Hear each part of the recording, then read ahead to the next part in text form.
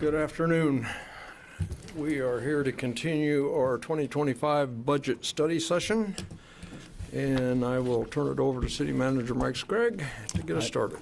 I'd say that's an accurate description. We're picking up where we left off. I think we are approaching kind of finalizing it and getting it prepared for your consideration next week to then publish and have a public hearing. So we worked through general fund. We've worked through personnel expenses. I think something that I've told you for quite some time is starting with personnel first in terms of trying to identify those costs. And then I think we left the conversation with a commitment of bringing you a balanced general fund budget and reporting back on water fund. And we've got a few ancillary other odds and ends. So I'll turn it over to Debbie, who I expect is going to turn it over to Natalie Fisher, HR Director, pretty quickly to cover some more HR items, and then we'll dive into the remaining budget items.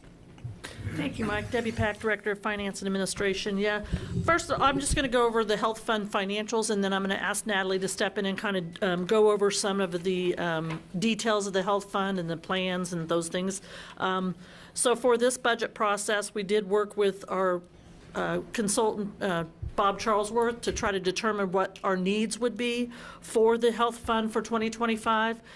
His estimate was about $7.5 million in premium or in claims and other expenses that the fund would need, and so we tried to back into that number with raises to the revenue and to the premiums so that we could stay within the fund balance that we have committed to.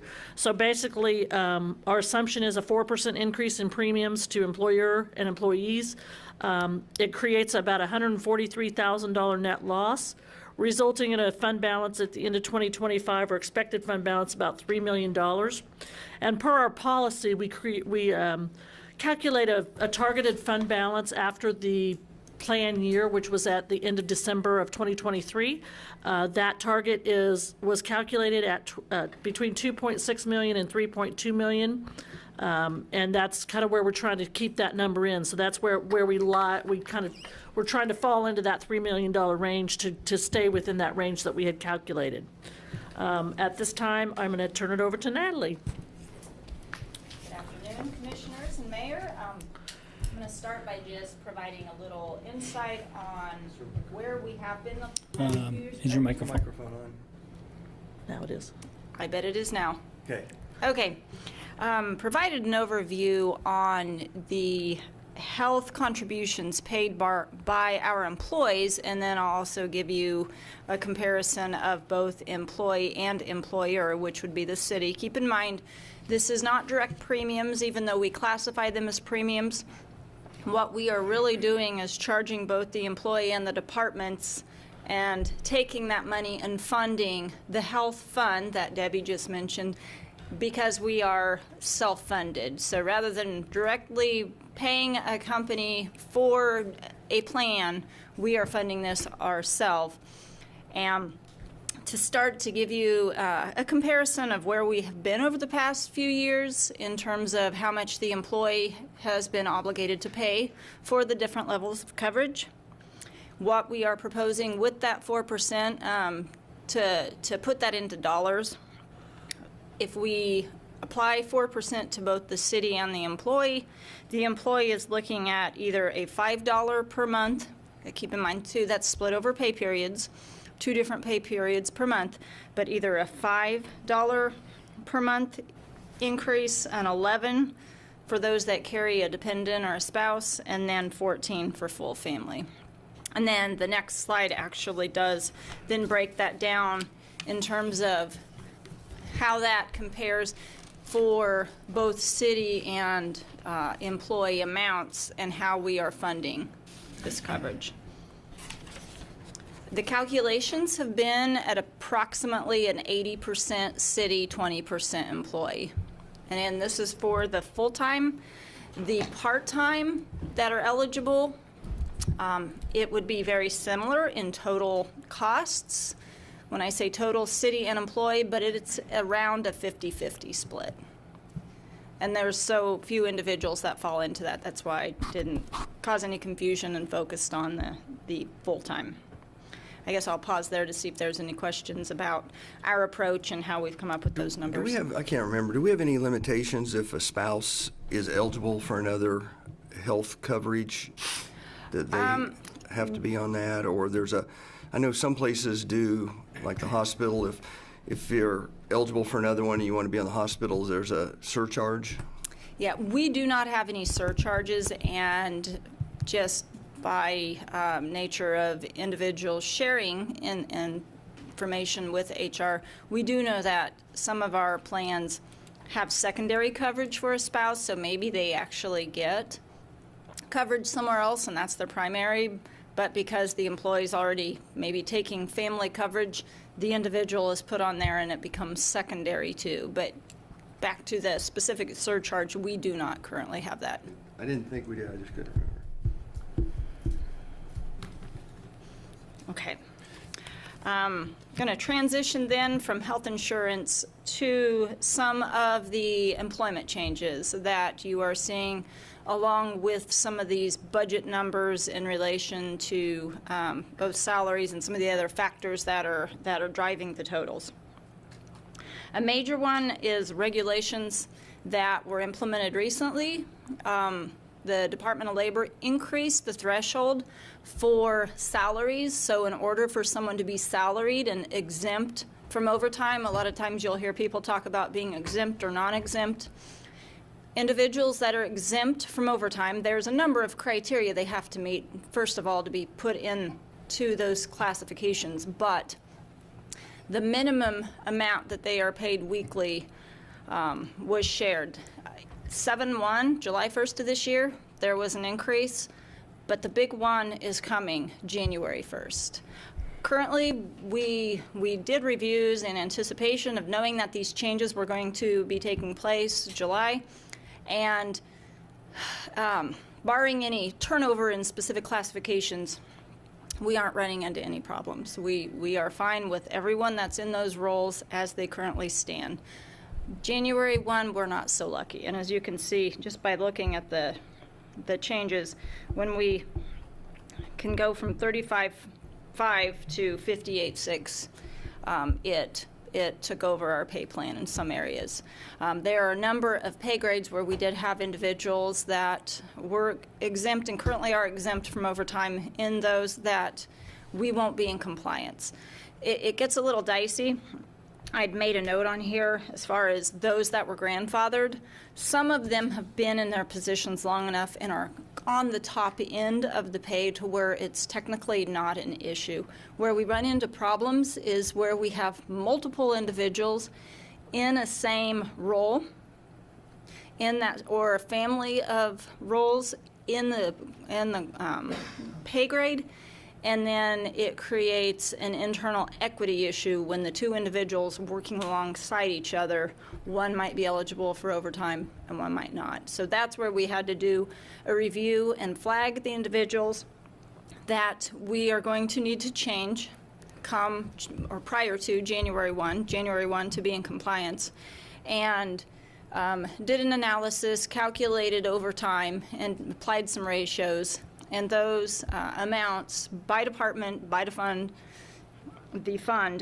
were inserted into the 2025 budget. So, any questions from that standpoint? Okay. I also wanted to just do a recap on some things that were changed earlier this year that we know it's making a budgetary impact. I don't know that I'm comfortable on saying this is exactly where we're going to end up because of the seasonal nature of some of our areas, but we know that there's an impact. Those were also factored into the budgets, and I think by this time next year we'll have a stronger indication of which way those numbers are trending. But just to recap, we increased shift differential and then we applied it across the organization. Previously, we were just paying shift differential at the police department. We established a callback pay policy. We had one previously, but the new one paid individuals a minimum of 2 hours at the overtime rate rather than just wherever their rate was over the course of the work week. We are finalizing the implementation of standby pay. just some difficulties with our time and attendance system, getting it to do exactly what we need it to do, but that is new. That was an implementation. The holiday hours for employees are calculated into the overtime week now. Previously they weren't, so we had to increase overtime for all of the areas, particularly, and this is whether they have to work the holiday or not. It just bumps the overtime calculations for each one of those work weeks. And then naturally the vacation hours increase does cause, both from a minimum staffing standpoint as well as some of the potential buybacks, we factored that into the budget amounts. And those are all a result of personnel policy changes that have gone before you, been approved, and we're now implementing. Right. Those would have been approved at the end of February of this year. What is coming soon would be reclassification requests. The results of those and some pay grade reallocations. I have a few that will be for your consideration, both for the current year as well as factored in to the 2025 pay plan. And then we're also looking at, because of cybersecurity requirements and multi-factor authentication, the expansion of our current mobile phone stipend. I was made aware that there was a question of merit increases in processes. That wasn't specifically covered anywhere in here, but it is a projection that was made, and I can quickly go over how merit increases are calculated and applied current year, and then unless we would receive a request for a different direction, I would anticipate it would be similar for 2025. When we have determined from a budget standpoint what the maximum merit increase for an employee would be, we then have developed a grid. And this is a performance-based approach where we have our performance evaluations, and in order to receive the maximum, which current year is 3%, also what we have proposed for next year, that the overall rating would be outstanding and the lowest individual factor for the employee would be a very good. And then it goes down from there. If an employee's current overall rating is very good, then they also have a minimum factor of a very good. It's a 2.5%. And then an approach of very good but good ratings on the individual factors, 2.25%, and then the lowest would be currently a 2% if they were good. If they have an improvement needed on any of the areas, then they are not eligible for the merit increase at that time. If they have more than one improvement needed, they're not going to be eligible at all that year. If they only had one improvement needed, we defer for 6 months. They have to be reevaluated by the department. If they've brought that rating up, then they're eligible for what is deemed the good level at that time. So it is a tiered approach and different percentages. What percentage of our employees receive the merit increase? I could try to come up with that while we're talking about it. I'm gonna Off the cuff? 10%, that would 90%? qualify for it. Each employee, or how many of the employees go under the review? I No, guess. how many employees receive between the 2 and 3% Okay. merit? Our average on a up to 3% is usually about a 2.2 to a 2.5, like cumulatively. I would say 80 to 85% are probably in that ballpark. Now, the other thing that, and we haven't had as much, but I don't know the latest percentages, this is only if someone hasn't reached the maximum of their current pay grade. With the pay plan, that moved out quite a bit. I think currently I only have about 6 people that would have otherwise qualified for a merit so far this year, but had reached the maximum of their pay grade. But once they hit that maximum, they don't get it applied. They top out. So that always skews that a little. But I can run some numbers here when we're done and see if I can come up with some tighter percentages.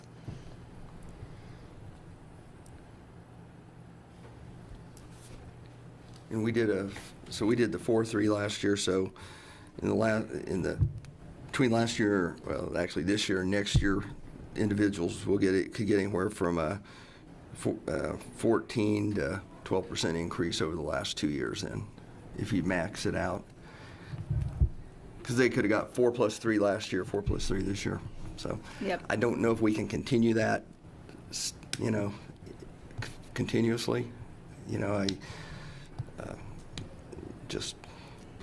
I think what I see, Social Security COLA this year is going to be, 2.7 or something. So anyway, just food for thought for next year to keep an eye on it. I think you're correct. It's not a given that we can continue that. In fact, our history there in the lean years was none at all. And I don't COLA agree or with that, merit. but we just did the pay plan, and now we're doing 7-7, and so again, I think we're having issues getting certain jobs where it's engineers or whatever. And instead of doing the shotgun approach, at some point I think we're going to have to start pinpointing more certain jobs maybe and address our pay scales for some of those jobs differently if we're hoping to be successful in the open market. So Have our overall employment numbers stabilized? So I did take a look. I have been looking at our staffing in comparison to where we are, where we were a year ago, and let me take a peek. So just, I would say yes to stabilize, not in all of our classifications that we need, but we have definitely made good progress. When I pulled the numbers of our full-time employees a year ago, July, we were at 736 or 436, and we, as of today, are at 454. So absolutely, we're making some good progress, but we do have a couple of those targeted areas that we still. What are we budgeted for? How many are we budgeted for? 5 full-time. 501? Yeah, 504? 501. That sounds right. And budgeting for is a loose term. That's what we've said is our full staffing, but that technically is not the exact number that we staff to, because we know that unfortunately won't happen across the board. So we've applied some targeted percentages based on vacancies and the trending. So we've actually, the actual budget dollars for each of those salaries are a little less, but if we said we're going to try to fill all of these positions, yeah, I don't have it in front of me, but I think the 501 full-time sounds where we landed.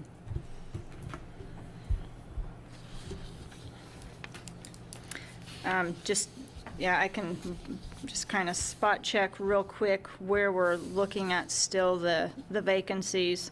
Our utilities area and our police department still tend to be the areas that we're applying some different approaches, and we'll be bringing back some changes made. And then also we talked about the engineering area. That will also be an area of consideration that we know we're not going to be able to continue to do what we've done and make any progress. So focusing on those areas.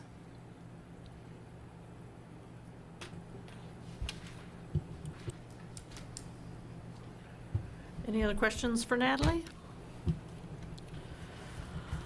Okay, so we'll move on to kind of some overall budget assumptions. These are just kind of high-level numbers that I wanted to just recap. For the 2025 budget, we have budgeted a 4% COLA, 3% maximum merit, as Natalie mentioned. We did budget a $25 per month phone stipend for all employees that are required to utilize cybersecurity multi-factor authentication. I can't say the word. We've budgeted for one new position with a park tech position for the downtown landscape. We have put in this budget a $5 million transfer from the general fund to the river renewal project. And And we have included in these numbers that we've given you commissioner pay increases at $1,000 per month for commissioners and $1,250 per month for the mayor. I've included on this slide kind of a comparison of where some of the other cities and counties fall within that city commission pay, just for your benefit, in case you want to have some discussion about that number and whether we want to change that. But that's the number that we have included in here. Other items that we haven't necessarily, that we've identified but haven't necessarily budgeted for are our space needs study that the city and the county are doing right now. If there were any moves required or remodeling or anything like that, those are not in this budget. And the other thing is large demo of large structures. So we've budgeted $250,000 in the demolition budget. But as you can imagine, that doesn't go very far. So when you demolish a hotel or a commercial building, that's something that has not been specifically budgeted in this particular budget. Couple, go ahead, Bill. Oh. No, go ahead. Oh, I'm sorry. I thought someone else. Now, I missed last week's meeting, but how much discussion has there been on the commissioner pay increase? Or at what level of, Yeah. I hate to use the word certainty, has that? I'll take Ms. Pack off the hot seat on that one. Not a whole lot of discussion. There was some in other business at the last meeting. So from a budget standpoint, staff went ahead and put a placeholder in there, and we looked at some other communities. Hayes is the community that generated recent conversation about their change. So we replicated the Hayes rates, but separate and distinct from the budget process.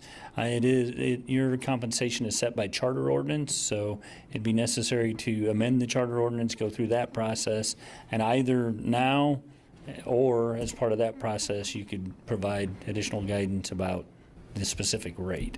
For budget purposes, there seemed to be enough interest that we felt like we needed to put something in to allow for that conversation to transpire between now and when you make a final decision. So with this as a placeholder, I mean, and placeholders are good ideas when you can foresee something happening. No action or change would occur until we go through the charter Correct. ordinance process, Correct. which is not set at this time? Or is it? Correct. Yeah. This is merely accounting for it in the budget. Whatever timing the governing body chooses, you need to pass a charter ordinance, as I believe you're aware, that has a 60-day protest period associated with it.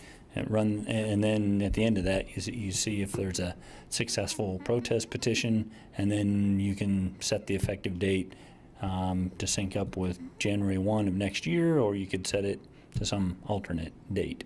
And then as part of that charter ordinance, that's when you'd articulate the actual compensation amount. The ordinance that's on the books today was passed in 1999 and sets the current rates. All right, so is that a discussion? Well, it's not going to affect this budget other than holding a place because we couldn't possibly get through the charter ordinance before we have to Right. approve the budget. But is that a discussion we want to have now, or just save it all till later and just take care of the budget today? I mean, I have a strong opinion on this, but if this is not the best time to bring that up, since it's... Well, I'm certainly not going to tell you it isn't the time to bring it up. Okay. You can discuss it if you would like as the governing body at this point. And I ultimately, do have one question about the Hayes. Now, the Hayes commissioners said they worked 15 to 35 hours a week, which would suggest that they are, pardon the term, working commissioners as opposed to more strategic planning commissioners, which is what our board is. Like our county commissioners have more hands-on day-to-day responsibility than we do. I just want to make sure we're comparing apples to apples here. The amounts that... Yeah, you are not. They are the same makeup as the city of Salina. They do the same functions.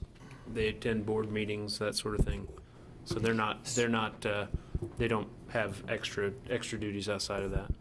we maybe need to teach them how to be more efficient. If they're taking 35 hours a week to do what we do in They're slow, Well, slow readers. Yeah, I don't know, but they may be referring to, other outside committee meetings, whether that's for you, the Building Authority, North Central Regional Planning, those type of things, but. I mean, bringing the 300, 20 years of inflation would probably say the 300 is probably, and I didn't know when that, I appreciate the information, it's probably outlived its usefulness as far as making up, what a typical John Doe person might make, in the time that they have to be here. I think, considering we've cut our meetings in half, getting paid 3 times as much for half the work it's kind of bad optics for me. Now, the mayor's position, on the other hand, having sat through that, I mean, there are unexpected demands on your time. Now, you give a 10-minute speech that took you 8 hours to prepare because of the person you're preparing it for. I mean, I can see the mayor's position being funded at a significantly higher rate, but it's just. Well, as we can see here in this chart, Salina has a lot going on, and we are ahead of Abilene, and I believe it was Greensburg in terms of commissioner salaries. We are very far behind, and I understand Commissioner Davis in position you are. Money is not an issue at all. Right. And some of us are still making a living. right, and that, is and the two sides of that discussion is you don't want a person to run for this just to get a check. On the other hand, we're probably losing some valuable candidates who truly, that half day a week, would make a difference in their being able to serve or not serve just from a financial perspective. But then you look at Hutch, nobody's getting paid for anything. When I think of sister cities as far as size and Hutchison everything. doesn't have any money. Well, yeah, but They don't. But, their fire department's still running, their police is still, they got some money somewhere. But they're not getting paid anything. Well, right here in town, our school board gets paid nothing. They're probably the hardest working of all 3 agencies, but. That's a state regulation. Right. Great Bend, no pay. Emporia. There's some cities here which are, I'd say decent-sized cities, which are less than ours. I think, 20 years is a long, or 25 years, 26 years almost, is a long time to go without some adjustment. And I stand by my statement I made last year that it needs to either be a reasonable compensation or make it nothing. Because right now that's just gas money. So if your vote is for nothing, then that's the direction you're going here. It's obvious. That's the direction you're going, comparing these other cities that have nothing. It's a token of appreciation. Obviously, my personal situation is not going to change. In fact, we give up 10% of our income for the employee breakfast in November, and taxes are taken out of the 300. So we actually get less than the 300, but which is, I think, a reasonable adjustment. Okay. Any other comments? Well, again, as I've stated numerous times, I ran because I consider it community service. The dollar amount is not significant. I do believe that to some individuals it makes a little bit of difference. It's not only time spent here; it's time preparing. It's and as I think Mayor Davis said, as a mayor, you're asked to prepare certain things, and it takes time away from your family. Told Commissioner Davis one time about sitting at the Martin Luther King celebration on a Sunday afternoon, and I didn't say it, but one of the guys in the audience says, "Is there a reason we're having this during the Chiefs playoff game?" So you do miss some things. So it's a compensation, I understand, for some of the work done.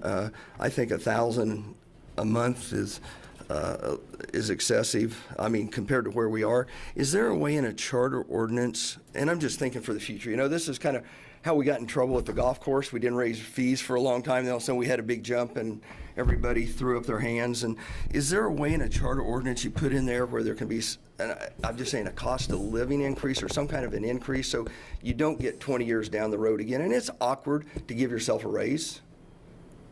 I mean, it kind of is. Yeah. So, not that it's not justified, but we all kind of ran knowing what the salary was.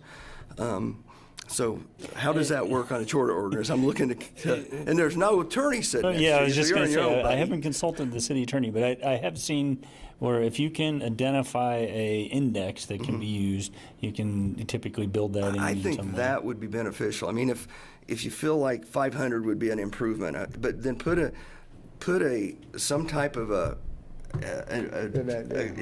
mechanism in there, so hopefully somebody's not having to have this discussion in 10 years, and it just cracks me up when this was discussed and we have people out there throwing their hands up about a 333% increase, which you don't look at percentages when you're looking at small dollars. It sounds good as a sounding board if you want to make a statement, but the double standard that the county commissioners no longer oversee, I don't think, boards like they used to, and nobody goes to them and asks them to reduce their salary, So it's just whatever they want to do. Or their benefits. It's just somebody wanting to be, what's that? Or benefits. Or their benefits. Yeah. So They get whatever benefits. makes somebody feel good, so be it. But I think, They get retirement. Okay. but I just think it's 1,000. So I'm kind of there with Dr. Davis, Commissioner Davis. I think it's $1,000 right now would be a little excessive if the commission votes to increase it somewhat, and then put something in that addresses it down the road. I'm fine with that. I think something does need to be put in place so, hypothetically, somebody from 25 years from now on the commission is having the same conversation and a similar dynamic is taking place versus just an incremental adjustment for cost of living, and understand that none of us are here for the money. I mean, I think that would be absolutely absurd if that were the case. But, public perception is, it varies. Some people know that we make a minimum amount, and sometimes we get folks up there at the podium that talk like we're just the fat cats that are, getting a cut of everything. Obviously absurd, but, as Commissioner Hoppy said, it's an awkward conversation to say, hey, let's give ourselves a raise. Do I think it needs to be 1,000? No. I do think the mayor needs to be compensated, probably more so than the rest of the commission, and I would even say that with the stipulation that if tradition follows suit and I'm mayor next year, I would skip that and let it roll to the next election. But I do think that the mayor does put in more time. I don't think that anybody's really going to argue that fact, and it would make sense for the mayor to get compensated a little bit more. But as far as what's a reasonable increase, I don't have an answer. Am I correct in remembering that for any of us, if a raise was approved, we would not benefit that until we were reelected again? That's an approach that's taken in some instances, and I may have contributed to your thinking that was the case because I thought that might be the case. But upon further review, it's just the amendment of the charter ordinance process is the only thing that applies. Okay. I wasn't here when the meetings were weekly, but I still have a hard time believing it. We're doing half the work because that would imply that every other week I'm not doing anything city commissioner related. There are other boards and, studying. There's lots of stuff involved. So I guess I can't really have a say because I can't say for sure. But perhaps, somebody who's way better at math than me can figure out what the cost of living would be each year to catch up to this point and then put something in the. And there aren't many jobs in which you don't do extra work at home. I mean, school teachers, my God, we think they get paid for working 9 to 3, but they work from 7 in the morning till 10 o'clock at night. You know, if you're a contractor or farmer, you're reading manuals. I mean, I would hope that anybody good at their job is always doing stuff to try to improve. And it's hard to come up with a value of those extra time. You know, if we have a hot button issue, we're getting phone calls and talking to people 4 hours a day. We probably have months in which nothing really, hate to use the word exciting, but you know, challenging is going on, and it's kind of a quiet job. I mean, you know, we go to other committee meetings, but it's, you know, the one thing that we absolutely have to adjust our schedules for is this study session and the meeting that comes after. You know, I thought the mayor's position came with a speechwriter assistant. It ought to. Well, what's that chat? I don't know the name of it. I've never used Jacob's it. got one, GPT or? Yeah. Then you just have to hope the folks haven't heard the same talk from someone else before. But yeah, I could very easily support the mayor getting that amount or 1,000. I mean, because you really do, I think, work 3 times as hard, or certainly spend 3 or 4 times as much time. And I know Commissioner Lenkowitz is hoping that we're all exaggerating, but we really aren't. I'm sure you're not. I have no doubt. I have to commend Mayor Longbine on. I've had to take up the slack from him maybe twice, or maybe 3 times at the most. In the last half year, he attends everything. He welcomes all the groups, and he puts his time in. Well, I guess to move us forward, from what I'm hearing, you know, we're just putting a placeholder in there anyway. Should we put 500? And I mean, would everybody at least be comfortable putting that in for now and then having further discussion? That sounds reasonable to me. I'd go 500 commissioner, 1,000 for the mayor. I'd say 750 for mayor. I don't care. If you want to put 1,000, you can. Then. So, But it's just a placeholder. Sounds like we'll have this discussion again. But if it's helpful at all, while you were talking, it caused me to Google $1999 converted to today. At $300, I think that turned out to be $567 as a frame of reference. I don't know what the index was. Haven't double checked the math, but if you have interest in inflation from 1999 to the present, what that number is, we could get that for you. And then if you have interest in a different rate, a higher rate, recognizing the mayor's role. And I don't want to make light of it, but this number is not going to balance or unbalance the budget. I understand the significance of it, but I don't know that you have to nail it down today. Well, we've had a discussion which I'm sure will prompt comments from our constituents, so we'll probably be. Well, I do think it's worth mentioning that we're not having this conversation before we've kind of looked at our house, so to speak. We're not going, like, let's look at our salaries and then, okay, everybody else, it's your turn. We've kind of gone through and try and clean up any indiscrepancies or, you know, inefficient salaries and wages, and then, you know, kind of this is, okay, now we can look at what we have going on. And I think that, you know, we have 2 years to assess what we've done so far and work from there. But again, the optics of taking care of ourselves first, you know, it's not there. It's an afterthought. And this isn't going to make or break any of us or any future commissioners, but I think it is something that needs to be addressed, and I would support going with what Hayes did. You know, these seats change regularly, and I remember when I was first sworn in, Alan Joka come patted me on the back, said, "You can thank me for bringing that salary from $100 a month to $300. He was pretty proud of it. And so, yeah, not only for us, but future commissions, this really needs to be addressed. Or make it zero.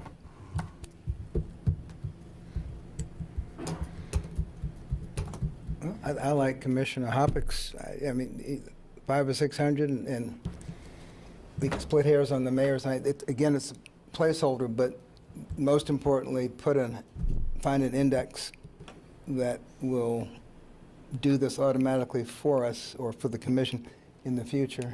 And unless our workload changes drastically, it's pretty much on automatic pilot at that point. So is there a consensus on a number that we should budget?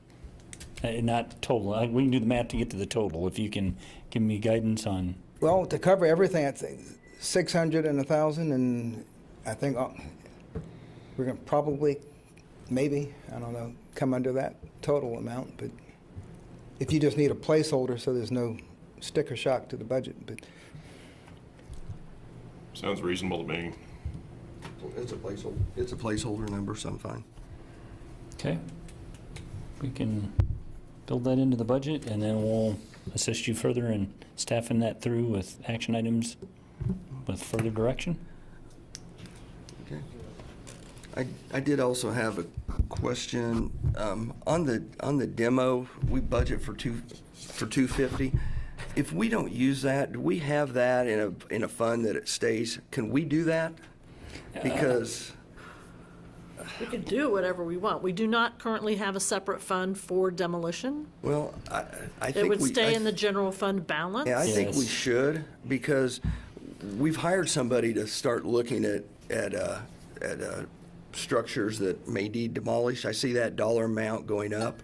I'm not even sure 250 is a good placeholder, but I think we ought to do that. And if we have a year where we don't spend it, we still have it there because, as we know, we have a hotel that don't know if we're going to have to pay for that. We don't know if Well, until we had the hearing, we don't know what the conclusion is. But what I'm saying is, we have But we have yes, some issues. grain We have, elevators as You know, well. we've had an old hospital that's been out there hanging over our heads, and we have other dangerous structures that, it doesn't take long to go through $250 or $250,000. So I would like to see us build that placeholder and keep it, and if we don't use it, it stays there, so Yes. that we don't have this up and down.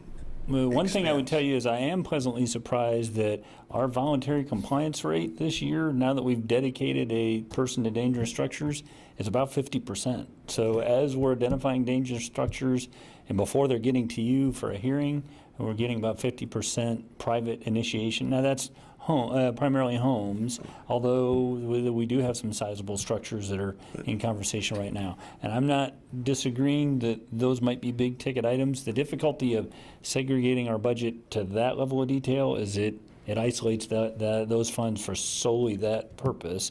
I do think we have sufficient fund balance at the moment that we can kind of get our legs under us to see what our performance is like. The other thing we don't know is demolition costs until we kind of go through that process a time or two. It's hard for us to Well, estimate. no, it depends on the age of the structure. Is there asbestos? Is there? Yeah, I say we don't know there's a- demolition costs. I think there's a difference between a residential structure and a commercial or a larger structure from a construction type standpoint, contents and overall cost. My point of reference is only 2.5 years, so I'm curious. It seems like the scale of what is potentially going to have to be demolished is getting larger. Or is that just a pattern that's just occurred in the last few years? Because, as Commissioner Hoppeck mentioned, and again, I know there's no absolutes, but I can think of in the past there were other hotel-sized structures that were potentially going to be in that category, and If it helps at all, what I would tell you is I've told staff, if we have a dangerous structure, we proceed and we'll figure out how to fund it. I've not said don't proceed with dangerous structure enforcement on the basis of funding concerns, recognizing that as we identify one and we start to see what the cost will be, we'll deal with that at the governing body level. Not to say that we couldn't segregate those funds, but And it's not saying those are the only funds we have to use, but it may just take away if we, if the pain if we don't use them all some year. So I don't know. Do we have more people demolishing their own home because it costs less? Or, I'm sorry, do we have more people demolishing the homes at their own cost as opposed to the city billing them? Or is it 50-50, or do you have any rough idea? in terms of the change of the pattern, I think it's attributable to a dedicated staff person seeing that process through from beginning to end, more so than a cost consideration. But if the house is coming down, it's generally cheaper for the homeowner to have it demolished as opposed to the city, or not necessarily? I honestly don't know. What we see a lot is requests for waiver of tipping fees or some type of financial assistance, which we have not done, and then they sometimes they want to keep content or try to salvage materials where our bid price is the contractor can it just gives us the net cost of that. Mm-hmm. But I don't know that I have a frame of reference to really confirm that one way or the other. Okay.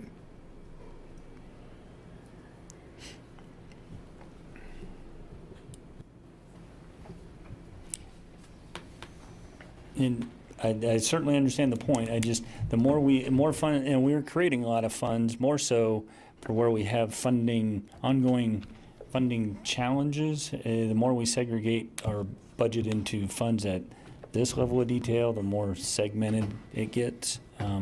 If we said we foresee on the horizon a dangerous structure abatement process that's going to overwhelm us and we wouldn't be able to fund it, I'd be trying to put together a plan like playgrounds and capital improvement equipment.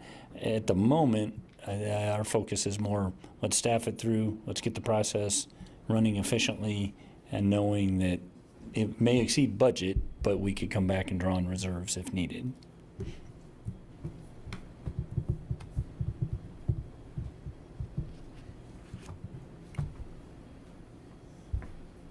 That is a governing body level decision. I'm not. Well, I mean, we'll know next year. We'll be a year smarter. Just leave this on. A year from now, we'll be a year smarter, so we can see. And of course, we can always amend the budget. But I would point out that if you look at the history of that funding, the last 2 years, we only spent about $25,000. Now, we didn't have a dedicated staff, so we don't know what that number is going to shake out to be at this point. So, to Commissioner Davis's point, as we get some historical data and we get those buildings on a list, we might have a better idea what that number looks like. and may get a lower price in bulk. When something is demolished at our expense, do we ever recover anything? Or take We do possession put a of the special property? assessment against the property, and then if that is paid through the state, through the county, then it's like a nuisance abatement. We do apply that to those. And then at times we end up with the property? Not necessarily. If it went to like sheriff's sale, we might recover some of that unless the taxpayer paid it. But if it went to sheriff's sale and that was part of the sale, we could get part of that money back through that sale process. Or there is a process where we can bid in as an interested buyer and we get credit for the value of what our lien is, but we have to bid in at least the value of all of the past due taxes. So there's a process. If we had interest in the property, we could kind of at least get credit for how much we've spent to demolish it in the first place. So recovery is pretty rare then, it sounds like. I don't know historically what that number looks like. She's trying to be gentle. Yes, it's rare. If we tear it down, and help me, I'll look over to the staff, but I'm guessing if we tear it down, it's kind of like if you mow the yard, you attach that to, it attaches the taxes. So if that property at some point, the individual will tear it down if they think tearing it down the ground is maybe worth more than what it's going to cost them, because then they can sell it and at least recoup their dollars. Right. But, I mean, there's ways that we can get those properties back and then resell them, you know. There's a process you have to go through. But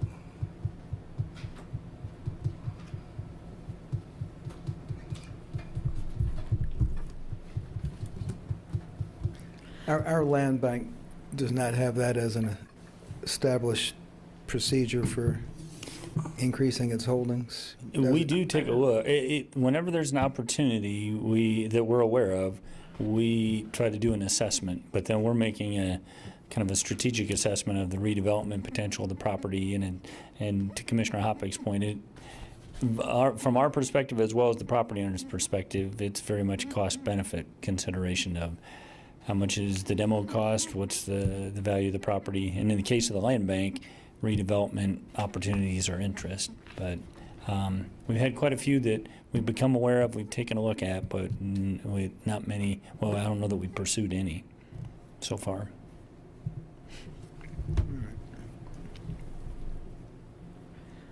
The other thing I will mention that's not on this slide is we did put a placeholder in the budget for homelessness at $100,000. It's not spelled out on here, but it is in the budget for that project.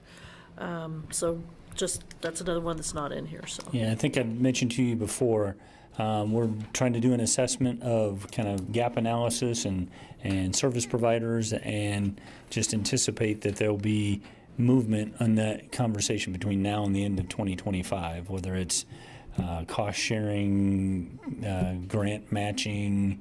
I don't know exactly what that might be, but our experience with homelessness is the recognition that there are gaps, and if we can assist agencies, it might take some dollars to do that on occasion.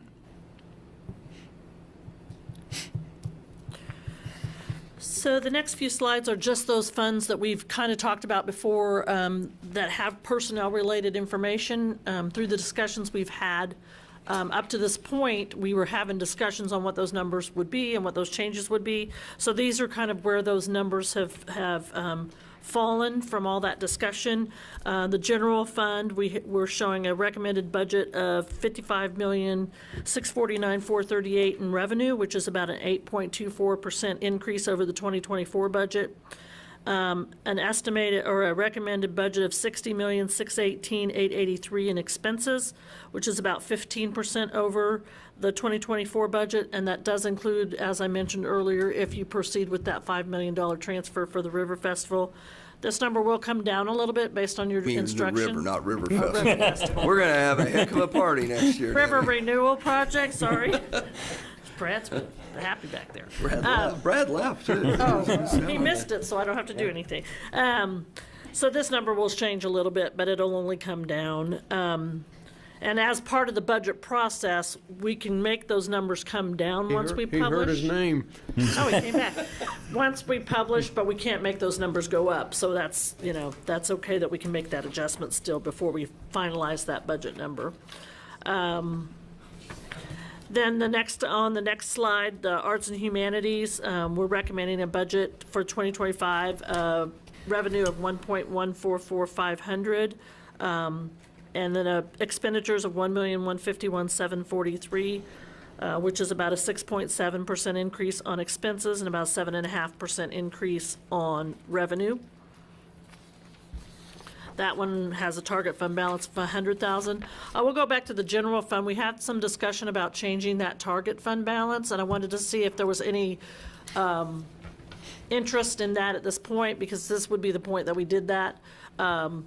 The calculations come out, I think our policy says that would be about a 20% of expenditures or revenue, and that number would be about little over $11 million. If we wanted to make that a 25% of that number, it'd be $13,900,000. So I didn't know if you wanted to take advantage of that or this process and make any change to that target at this time or not. I think we need to change it, because we've exceeded it for a long time, and we haven't adjusted that for inflation. Right. And we asked bond counsel when they were here, and they didn't give us a good answer about whether it affected bond rating or not. But I do think since we have substantial reserves now, I don't think we want to spend it all. You've got to continue to not knowing what sales tax is going to do and so on and so forth. I think we need to, but I do think it would be advantageous to maybe change that to 12.5 or something at this point. We have the dollars to do it, to change that target to 12.5. As when you look at what do we have, $160 million budget or something? I was thinking more 15. 15. You're not. I want to be reasonable. I don't want to handcuff us. We currently but- have a fund balance, I think, a little over $30 million in the general fund. Yeah. And we're looking at 2025. It drops to about 25 Right, because of the that transfer. that of the one-time transfer. So I'd say we look at 12.5 and then analyze it again next year. I think Was that's the 25% recommended, was that a standard figure used by some organizations? I think or- it's usually ranges between a certain amount, 15 to 25, or you'll find a different number every place you look. I think 25 is very comfortable. I mean, and 12.5 would bring you right in between that. Yeah. If between the 20 and 25% range. I had 12.5 written down just because we had talked about that. So that's just my thought. And then Well, I had 15 in my mind, you want to split the difference which or it would something? be, Well, splitting in the difference would be.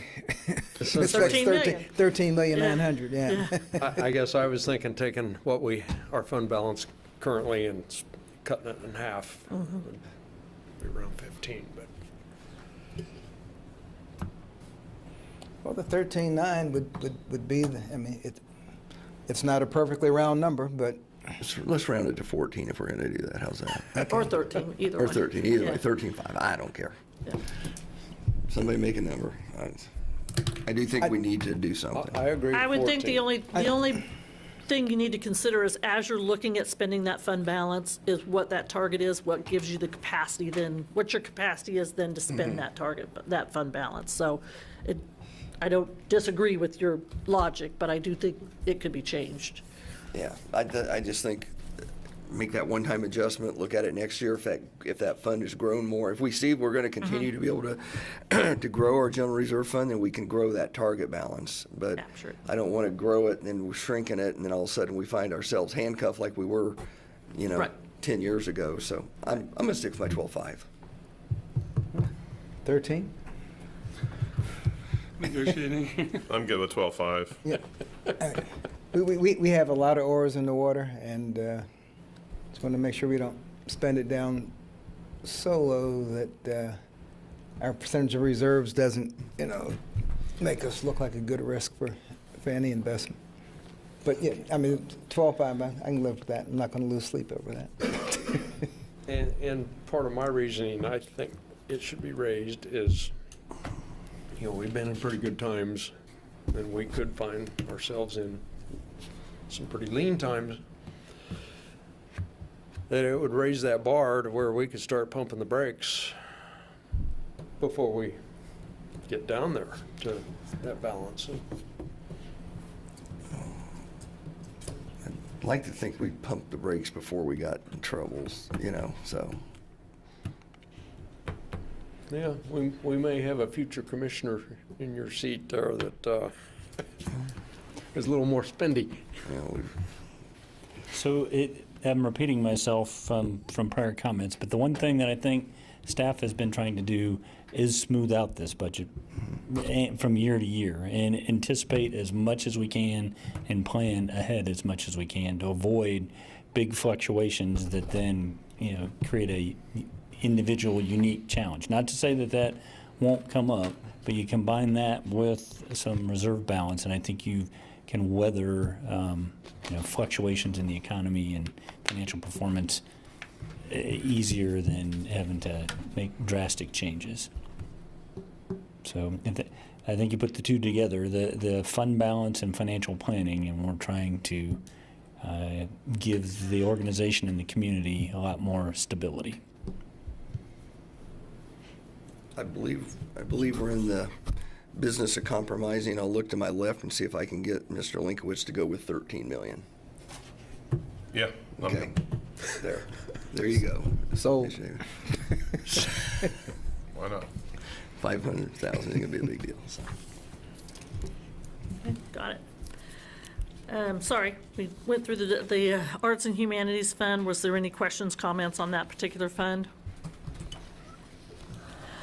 And then the next fund is Sanitation Fund. Recommended budget is a little over $4 million in revenue and $3,991,983 in expenses. I will say you'll see some significant growth in the other contractual, I believe. No, that's capital.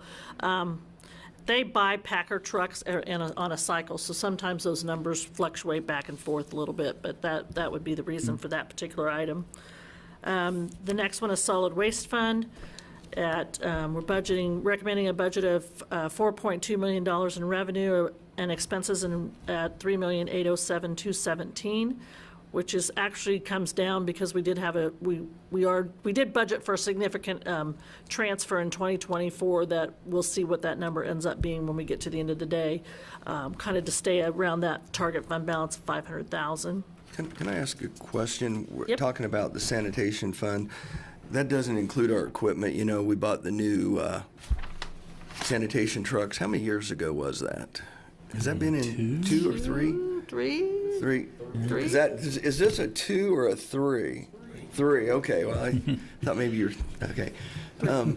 So, do we have that set up to replace one every so often, or how do we plan on doing that? They do. Jim's Okay. very good at having a Okay. set schedule to replace those, and it's one of those is probably in here. I think there's a Packer truck. They don't replace them all at once. They put them on a 5 And or that's what I 7 was year hoping we would cycle. start, because Yep. that's why I couldn't remember. They're probably getting to that age where replacing, getting a newer one now and then. Because we have 1 or 2 reserved backups. 2. Thank you, Jim. What do they estimate the life of the truck is? The point I was going to make is we are observing the performance of the truck and trying to check the accuracy of our estimates of lifespan. And my understanding is the what I call the one-armed bandits, they are showing some wear. So we're the arm itself and that mechanism. Yeah, So that's probably what gets the most wear of the entire. And I would like to compliment our drivers. I watch them every once in a while go up and down the streets and pick them up. And then I watch the ones that do my daughters in Kansas City, and they knock about half of them down. I don't know whether it's, of course, on a cul-de-sac, but it's kind of comical. So I think our drivers need to be complimented. I think they do a really good job. It didn't take them long to get good at it. Yeah. Maybe it's our type of the equipment we have is a little better than what they have, but Well, and I think citizens have done a good job of not parking near the trash can. I think folks have figured out how it works, and it's not that onerous, but you got to leave space for the truck to get in. It has certainly made the whole operation more efficient. yeah. Sorry, I got us off track a little bit. And safer, Jim would tell. The next fund on slide 12 is the Golf Fund, where we're recommending a budget of revenue of $909.6 thousand and expenditures of $942,424, and a target fund balance of $100,000. The next slide Yeah, is I guess of all of our operations and funds, the golf course is the one that, when it has a big outlay, or big capital need, it's a big capital need. I don't know how easily we can sequester money, isolating it just for the golf course without it looking like, oh, we have extra money we can spend on frivolous stuff. And I don't know if they have the income to sequester any additional money. Historically they get an annual transfer to try to balance their operational budget. And the thing that we've been talking about at the staff level is not necessarily, at least creating a financial balance sheet that reports it out as an enterprise fund, because what you don't see in these year-to-year operations are the debt on the irrigation system improvements that we did a few years back, nor vehicles and equipment, golf carts, things like that are coming out of the sales tax fund and the general fund. I don't think that that magically causes the golf fund to break even, but it would be a more accurate accounting of all those expenses as we talk about other improvements and rates and the performance of the golf course. So that doesn't necessarily change this budget, but coming out of budget, there's a handful of those type of things that we've identified that we want to report out differently. So I don't know if that answers your question, but you're absolutely right. There are large ticket items associated with the golf course that don't run through this annual budget. We've dealt with those as sizable one-off capital improvements. As long as it's on your radar, I'm comfortable. Okay. As far as our job today. It'll crystallize the overall cost and revenue of the golf course. Of course, right. The perception is the golf course is a revenue generator. Have they ever exceeded? You can see historically that they have broke even or made some money. If you look at that slide, for example, in 2021, when they did not have a transfer from the general fund, they had a net revenue of $35,000.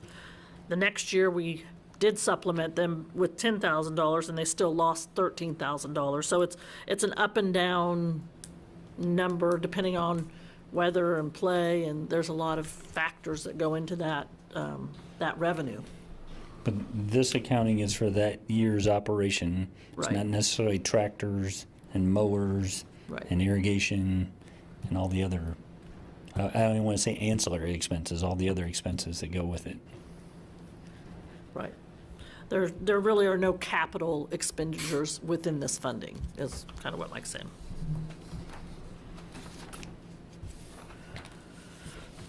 And then the next fund is the water and wastewater fund. One change we did make to this, well, the revenue, we're recommending a revenue budget of a little over $23 million, which is about a 2.3% increase. We'll talk about those rates here in a little bit. Expenses at $27,325,000, which is a little bit down from their prior year, or from 2024's budget. One of the changes that we have made in this particular budget, we kind of started it in '24, we're continuing it in '25, is to transfer funding out of this fund into the capital reserve fund to pay for system enhancements and water main replacements, so that we can kind of isolate that money out and get it out of the operating account, but still be able to have the funding there available to do the projects as we can get them done. And the last fund in this section is the Central Garage Fund. It's the last fund that has personnel-related expenditures. We're budgeting $2,190,000 in revenue, $2.1 million in expenses on this fund. That's an increase of about 5.5% on the expenditure side for this particular fund. Sorry, I cut off one of those columns on there. Are there any questions on those particular fund budgets? If not, we're going to walk into the water and water study analysis, talk about those rates and kind of how I alluded to those numbers that were in that budget. So if you have any questions or comments, you need to get caffeine to go on. So one thing that I would say is, in addition to the PowerPoint, you've got a line item budget Yes. that shows historic expenditures by line item, as well as the percentage changes to give you a sense of historically where we've been and how this budget compares. As we said from the outset, we started with revenue projections and ran those by you in terms of what we were assuming for revenue growth. We had the conversation about revenue neutral as it relates to the mill rate and general fund. We then looked at personnel expenses and projected those. And then we've basically given the departments direction on the remainder of growth that's available to balance the budget. So it's definitely personnel directed, trying to, it's, well, number one, it's revenue projection based, it's revenue neutral as it relates to the mill rate, and then it's very much revenue driven and personnel driven, which we're 70+% of our expenditures are related to personnel to provide the services that we provide, but you obviously have capital and contractual services and commodities that go with that. So I guess that's saying, other than what Debbie's highlighted, Not a lot of big new initiatives, trying to settle into kind of a recurring budget. Then as we talk about new initiatives that you might want to undertake, we can talk about reserve balance, or we can talk about needing to find additional revenue to fund those. I had a question, and it just dawned on me when I was looking at the fees that, we had on here is, we made adjustments to the special event fees, after we had some issues. How's that gone so far? Are we having, at least as a commissioner, I've not received any, concerns, or so does that seem to be going pretty well? Yeah. Well, it didn't balance the budget, if that's Why what not? I wasn't playing. I'm kidding. I'm just asking. It just made me think about that fee. Yeah, It's not there's a big- been some implementation details, and we've had some events that struggle with a last-minute submission or a level of detail, but I think we've kind of, I'm not aware of any pressing issues. Here at the 4th of July, I think there were a couple of last-minute requests that we turned away on the basis that we couldn't turn it fast enough, not only from a processing standpoint, but from a staff scheduling standpoint. But all in all, I think we've settled in. Good. Okay. Okay, so if there's no question, and like Mike said, there is the detail on there with increases over 24 and 23, so if you have any questions on any of those, you can shoot those to me, I can look them up. I wouldn't say I could remember them all here today, so if you have any specific questions, feel free to let me know. So the next part of the study session is the water and wastewater rate analysis. This is something we do every year. We look at a 5-year span of time to see kind of where we are as far as operating and supporting the costs of the water and wastewater fund, and what the rates need to do to support that. I'll give you a little bit of background. Our structure, until about 2008, our structure was based on a decreasing block rate structure, which means as your volume went up, your price went down. In 2009, after the great drought, there was a lot of drought issues, that structure was kind of reversed, and it went to an excess use rate structure, which means if you use more volume, you pay more. And that was really to promote water conservation, because there were a lot of years there that the city struggled to be able to have enough water to produce for people's use. Future capital needs included in this rate study are, we do have some numbers in here for the Schilling remediation. As you remember, we did get an estimate or a settlement from the Department of Justice back in about 2020 or so. We did receive that funding. The estimates at the time said that we should have enough funding in there to complete what we're required to do. However, we've always said that we want to set aside a little bit for future, just in case that comes up short, because by virtue of settling, we basically agreed that anything in excess to complete the scope of the work, the city would have to help pay for. So we do have $5 million budgeted in this plan, this analysis, but we don't have it going into effect until 2032 now, because the progress on that project has been a little slower than we anticipated. And talking to Martha and the consultants, we felt like that was probably because what happens in this project is a lot of money is going to be spent up front, putting in, the structures and the all the working parts of the remediation, and then the years that follow, the 20 years or so that follow, are just testing, sampling, and things like that, so that the cost in those out years is minimal. I won't say minimal, but they're smaller than the original cost. So if we ever ran into a situation where we did need to support this project, it would come in those out years, when we're doing just the studies and the testing and things like that.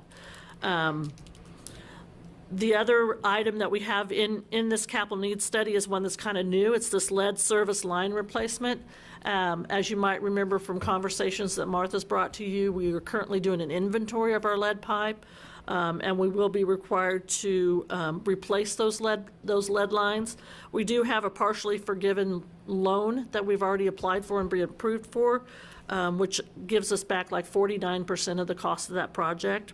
However, we are estimating that about $3.5 million will be the city's portion of that project. We're assuming that inventory will be completed and we'll start that construction and finance it sometime probably in 2025. And so we've put that in this budget as part of a future debt payment.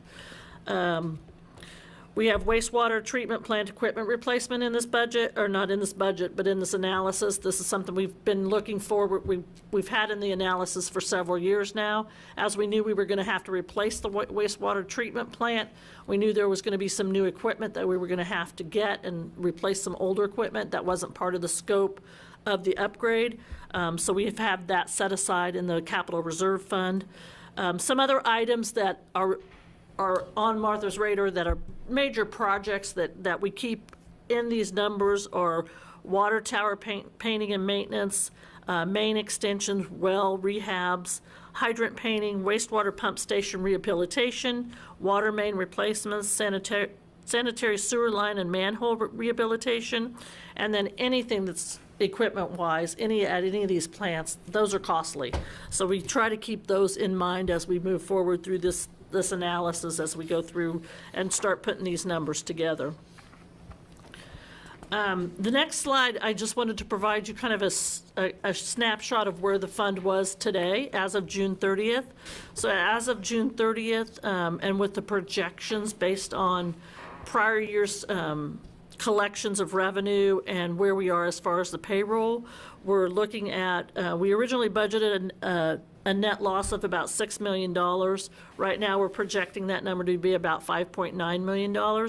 So assuming that all of the capital outlay, contractual services, and those types of expenses are spent out, that's kind of where we're projecting that number to be at the end of 2024.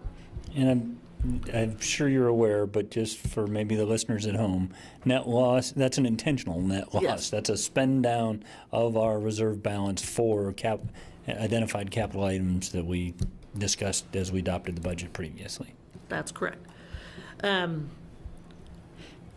As you know, we've had this conversation every year for many, many years, as we've been trying to project and anticipate some of these huge projects that we knew were coming down the line, like the South Water Plant and the wastewater plant upgrades. Those are $40 million projects. So we've been trying to accumulate dollars in that fund to kind of absorb some of that payment as we go through, so that we don't have rate shock when we get to that point and have to start paying those $2 million a year debt payments. So historically, we've been trying to increase rates just a little bit instead of getting to 1 year where we may have to raise them 20% or something like that. So we're trying to avoid that rate shock. So that's kind of things so as I talk about these things that we've included, that's part of this process. We try to plan for the future and try to make sure that we've accumulated enough dollars to cover those costs without requiring significant rate increases on an annual basis. For this particular analysis, we did change some of the assumptions that we've been making. We had previously used 3% increases on personnel and benefits. We did increase that to 5%, knowing that we're seeing that increase a little bit as more realistic. We left it at 3% for contractual services and commodities, and 1% for capital outlay. The table in the right, or I'll go down the left-hand side of the slide first, I guess. As part of the analysis figures out how much there's 4 sections of a water and wastewater bill. You have a monthly fee for your meter, you have consumption of water, you have a monthly fee for a sewer meter, and then you have consumption of sewer. So as part of this analysis that was created, the monthly fees on the meters is set to hopefully accommodate and pay for your overhead of what's going on in your operation. So the actual cost of consumption is basically set to pay for the operating of the water plant, the operating of the wastewater plant, and all those direct expenses that are related to that. The monthly fees on the meters are set to kind of pay for those overhead fees, your admin, your water customer accounting, those types of things. So in this particular calculation, and the reason we bring it up today, as you'll see in a minute, 16% of the total water expenses are allocated to that monthly revenue, and hope that that monthly revenue covers that portion of the water expenses. And on the sewer side, that's 20% of the wastewater expenses is expected to be covered by that monthly fee. So just one point of clarification, there aren't actual sewer meters. That's No, covering. right. It's It's a monthly covering our fee. operation and administration of the Right. sewer system. Right. So then, as part of these assumptions, what we're trying to avoid also is to avoid overstated projections, because as you know, when you budget a dollar amount and you try to project based on that dollar amount, if that budget is not true, it's higher than what actually happens, then your projections just escalate higher and higher and higher every year. So what we did was we took a look at the historical data, and we said, here's what we budgeted in this particular year, and here's what we actually spent. And what we found is, on average, what we budget in this fund is we spend about 85% of that on average. So rather than taking the 2025 budget and trying to project out from that, which would overestimate those future year projections, we're only using 85% of that budget to do the projections, because that's the average of what we've spent in the past. Now, you'll see we spent 95% of our budget in 2023, and as this number changes, we'll be adjusting that as well. So, but I did want to say, we're not using that total budgeted amount, we're only using 85 of that budgeted amount that we looked at before. And Debbie touched on this earlier, but there's a lot that goes into utility projects in particular. They're just much more sizable, significant, and design and construction intensive. And so there does seem to be an ebb and flow with those, where we can get them designed. And then we're also dependent on the contractors in terms of bidding, availability of materials, and completing the project. And so I think the 2023 number represents getting quite a few projects out the door. The approach that we're proposing in terms of budgeting an amount for capital items and escrowing that then helps mitigate whether that rises or falls in any given year. And we'll touch on kind of the specific budget amounts there, but we are just staffing-wise, we struggle in utilities. The day-to-day operations, and then you add fiber optic into that, represents quite a bit of work, and then we're trying to get additional sizable projects out the door as well, and it just kind of ebbs and flows. Have the raw materials for the water treatment stabilized in cost? Martha, you want to come to the microphone, please?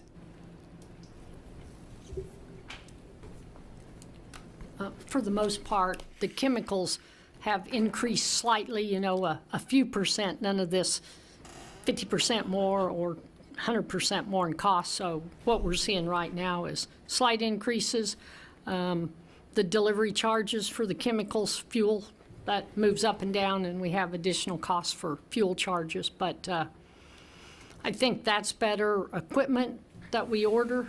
The delivery times are really very slow, and sometimes if it's an important component that we can't live without very long, we often have to pay slightly more if someone has it and the other company that has the low bid doesn't have it and can't get it to us for several months. So a lot of balancing acts for the different components that we have. And our water plant's 20 plus years since the last upgrade, so pieces are required, and some of them, like chemicals, we can't live without. We have to replace and fix as quick as we can. So all of those are a day-to-day challenge. I'll just leave it at that. Well, while you're at the podium, I might double back to remediation. We, as Ms. Pack said, we took on the full responsibility of cleanup and remediation. We had an estimate, but we knew that it was kind of an open-ended commitment, and PFAS developed since then. You might just touch on that development and what the impact that's likely to have on our treatment. Well, the PFAS component is designed into our treatment facility, so the capital cost for the equipment itself is not horrendous. We're looking at I think it's about $2 million for the building and the equipment in there, and the PFAS portion of that is a smaller percentage, maybe 25% of the equipment. So from the dollar standpoint, to know now and add that on and have our building size for that equipment and all the piping has made it much more cost effective than if we had it designed and we're trying to fit it, more equipment in a smaller structure. So virtually by timing, it's been cost effective for us. Does that get what you're Yeah, looking well, for then in general? we anticipate we'll go through media quicker, so we'll have some added expense there. Yeah, and that's would be for the RO, or for the reverse osmosis and the different treatment systems. Boy, thinking of water, got to get right. Ion exchange and carbon is a polishing for the treatment out at the air base. And depending upon the PFAS levels, we've done pilot studies that gives us an idea of how long the media will last, but till you put it into the real world and test it, we won't know. And that's part of the testing and sampling that goes on after the fact. We'll get a better handle once we're in operation. And the directed groundwater recirculation is, a year out for design, and then they estimate in a year for construction. But I think with all the piping and wells that go in place with that, we may be a little longer than that. So Debbie and I have came to when we think the large dollars will be spent. Direct groundwater recirculation is about $35 million is total. So it's the big bulk of our project. So we don't have a reason to expect we're over budget at the moment, but PFAS to me represents a commitment that came our way after we kind of had our initial design and entered into the agreement with the Department of Justice. So those are the kind of things that we're going to have to keep our eye on, and that's the reason for having a little bit of extra funds set aside to be a buffer.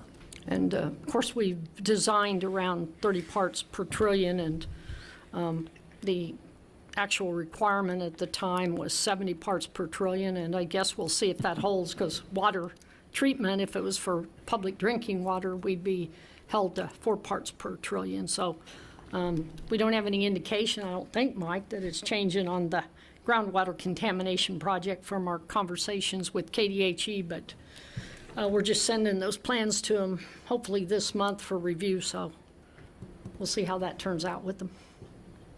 Does that get what you're Yeah, looking thank for? you.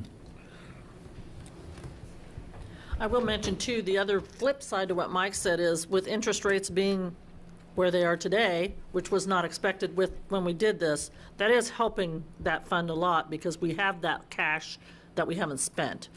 So we are able to collect interest on that funding specific to this project. Well, and then we also did a financial management policy to avail ourselves of greater latitude in Right. investing to maximize our return on our investment. So those investment dollars are going back into that fund, so that That's fund correct. has been growing. Yes, yes.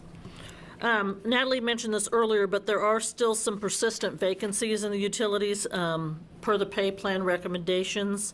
We'll be bringing those adjustments back to you probably in the next few months, but we do believe that those can be absorbed in this budget, so we didn't make any additional compensation for those.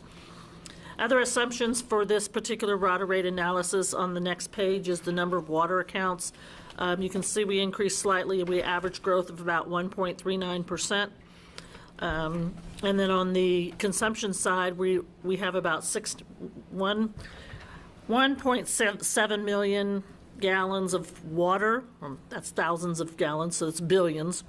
And then 1.3 million gallons of sewer. I think Martha said that's million gallons. Billion gallons.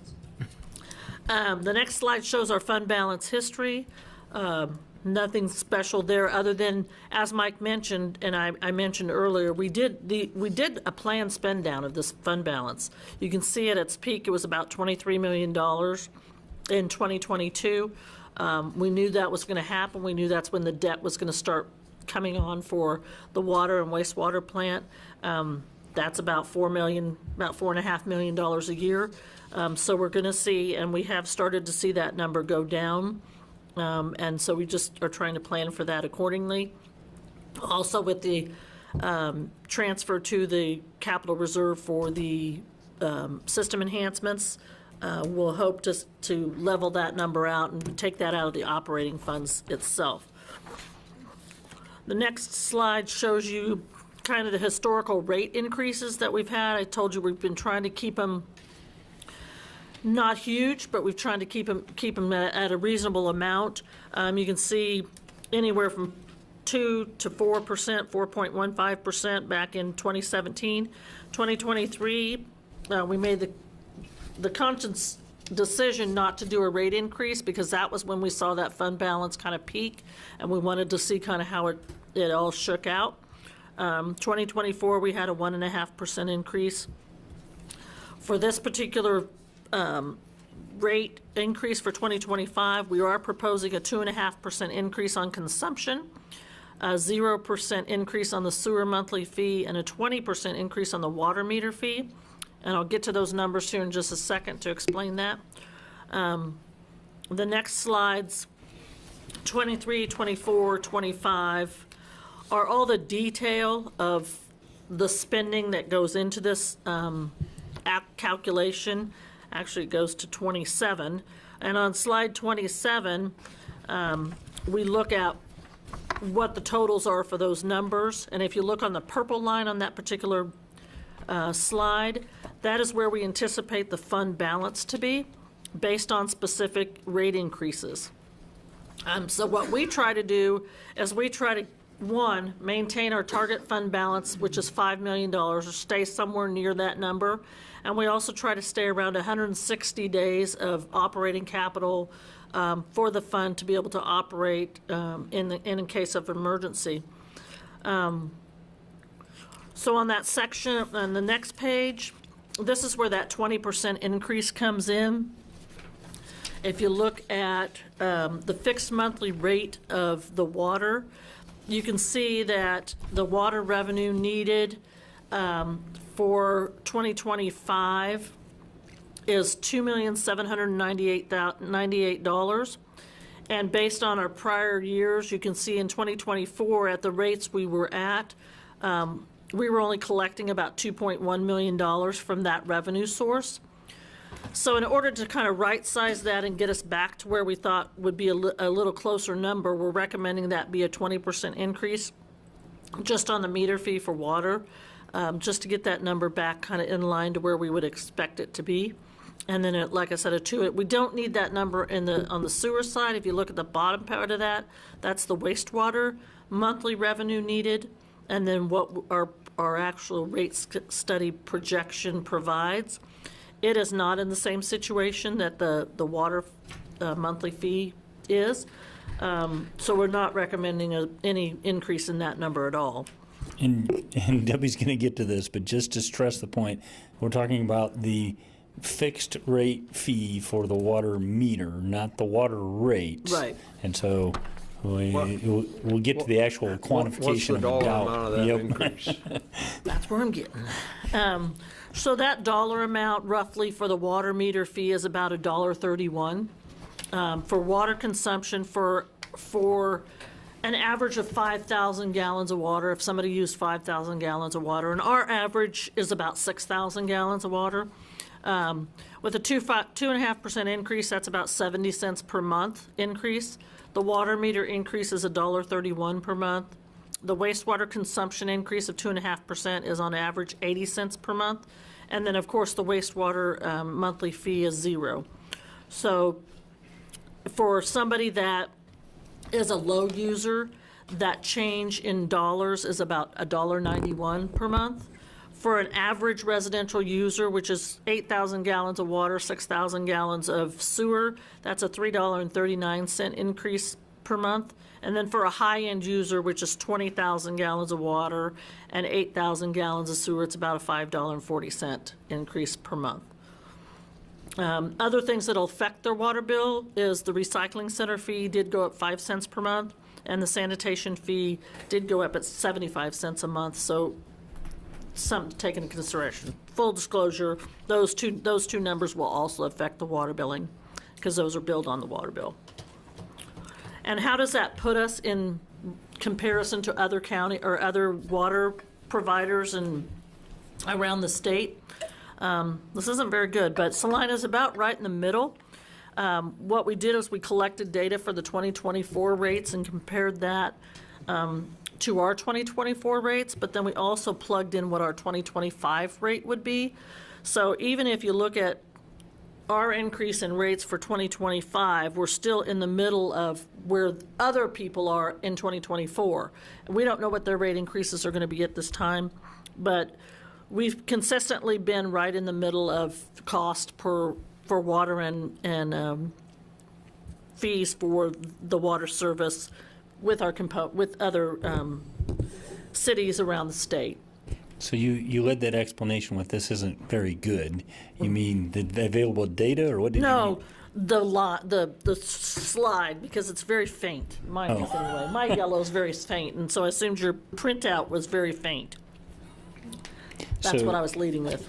So to recap, looking at current rates in that comparison table, you can see Salina's highlighted there in the middle, pretty much at the midpoint. And then we've reflected the rate increase for 5,000 gallons of what our 2025 rate would look like. We don't know yet what the other providers are intending.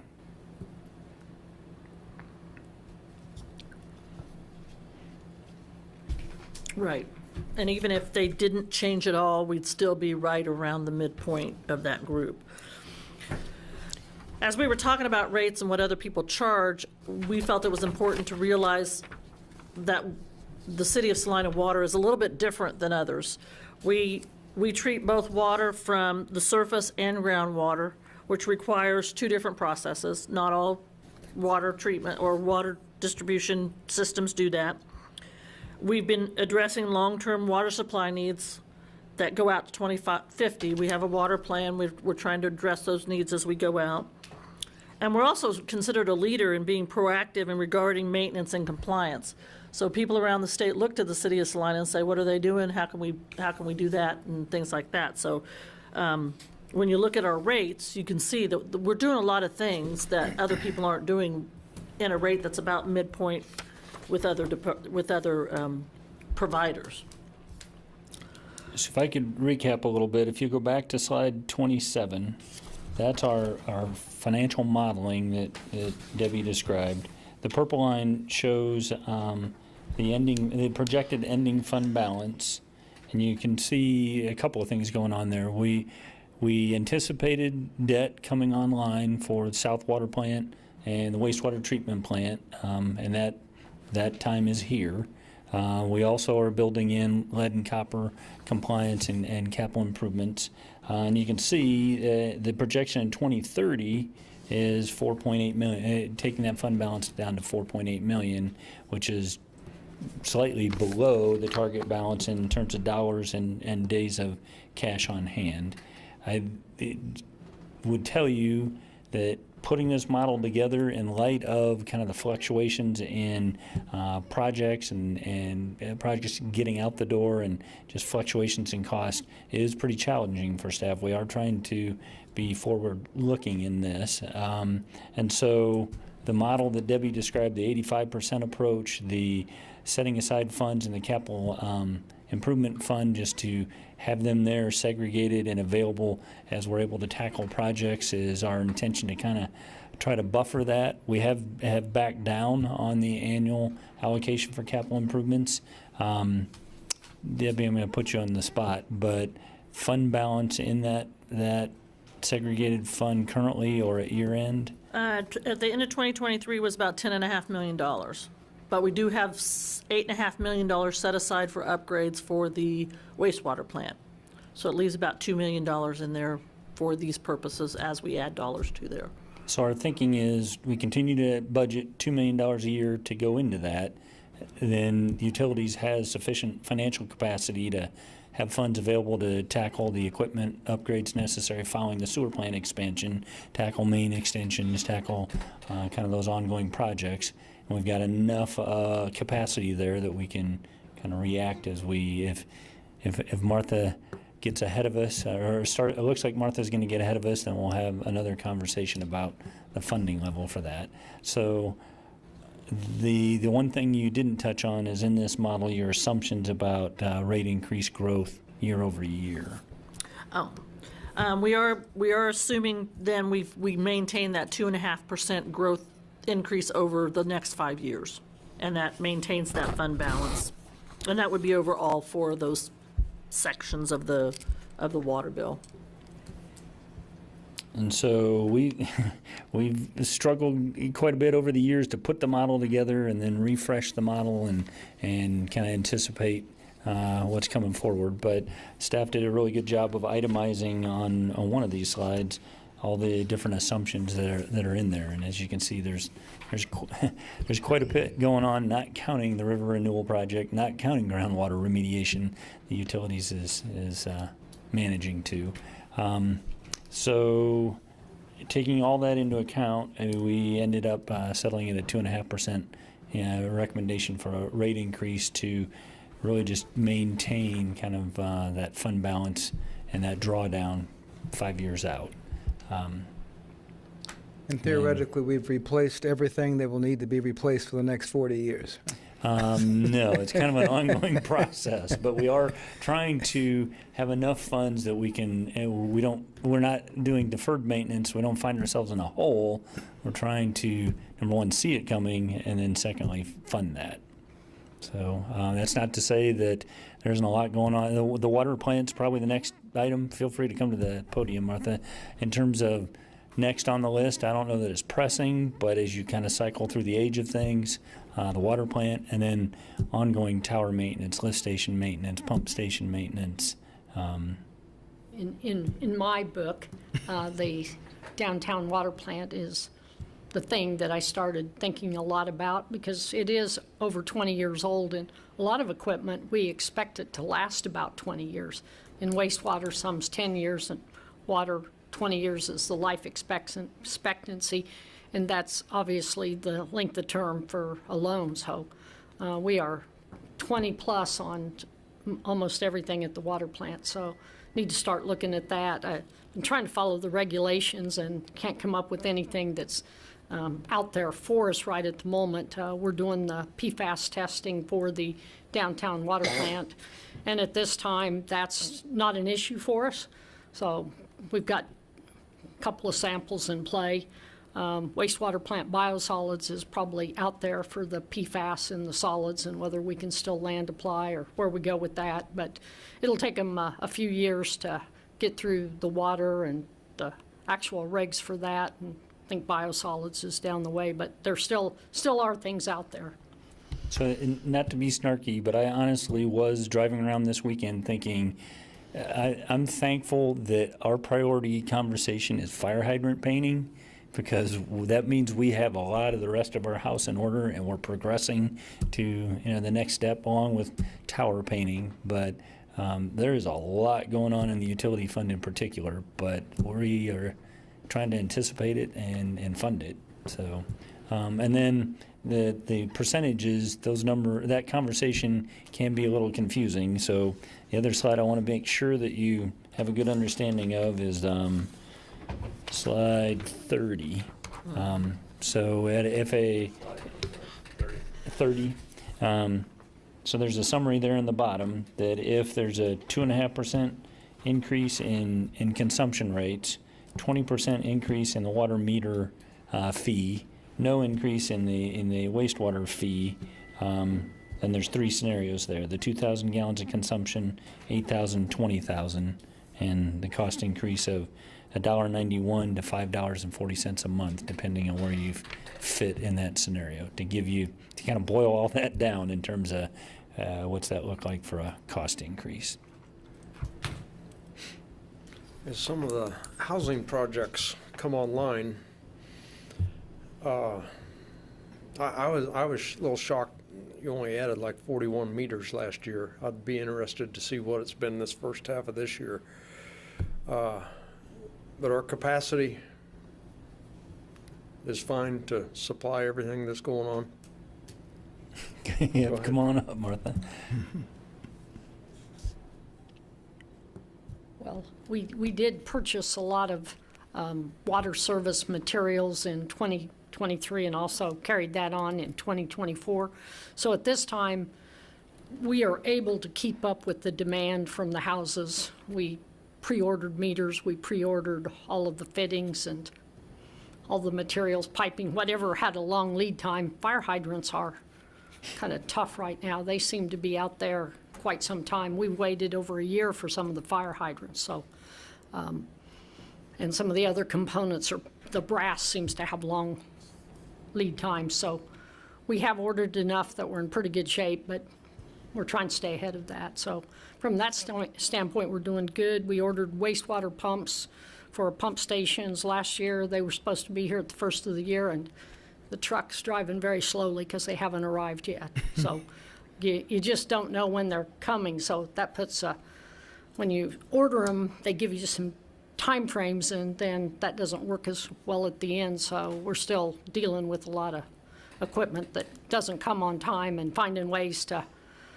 fortunately, we have some good maintenance folks that are able to breathe some life back into it and get a little more time out of it, but we can only do that for so long. So there is some supply and demand issues.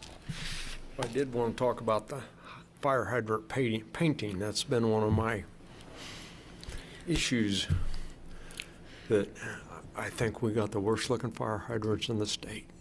We are currently, in the request from Mike, doing, I'm calling it a demo project. You may or not like that title, but we're doing. Demonstration, not destruction. Yeah, we're not demoing it, demonstration project, we'll say it that way.